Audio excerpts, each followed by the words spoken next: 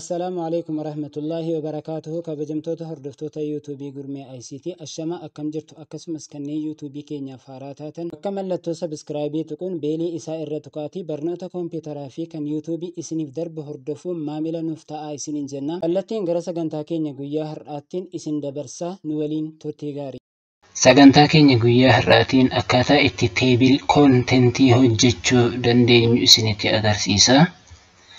Egaan teebil koontentiin riisarchiiwwan adda addaa qorannoowwan adda addaa irratti akkasumas immoo kitaabawwan gurguddaa adda addaa irratti baay'ee barbaachisaadha. Akkasuma namoonni hedduun yeroo riisarchii hojjetanii ka'an teebil koontentii hojjechuu irratti baay'ee rakkatu. Kanaaf akkaataa itti haala salphaa ta'een Microsoft Word irratti teebil koontentii hojjechuu dandeenyu waliin ilaalla. Haga xumura qophii keenyaatti nu waliin turtii gaarii isiniin jenna. Kaasna bakka kanarratti hojjetamuu qaba. Erga kanatti tuqannee booda kallattumaan dhufneetu referensii irratti tuqanna. Referensii irratti erga tuqannee booda teebil koontent kan jedhu ni jira bakka kana. Teebil koontentii kanarratti dhufnee yeroo tokko gadi tuqanna. Teebil koontentii irratti erga tuqannee booda gosawwan teebil koontentii baay'eetu jiru. Jara keessaa ilaallee filannaa jechuudha. Asirratti fakkeenyaaf teebil koontentis kan jiru kun ni jira. Isa lammaffaan filadha. Gosa baay'eetu jiru. Isa lammaffaa asirraa haala kanaan ergan filadhee booda bakka kanarratti akkasitti tartiibaan naaf galchaa jechuudha. Tokkoon isaadha.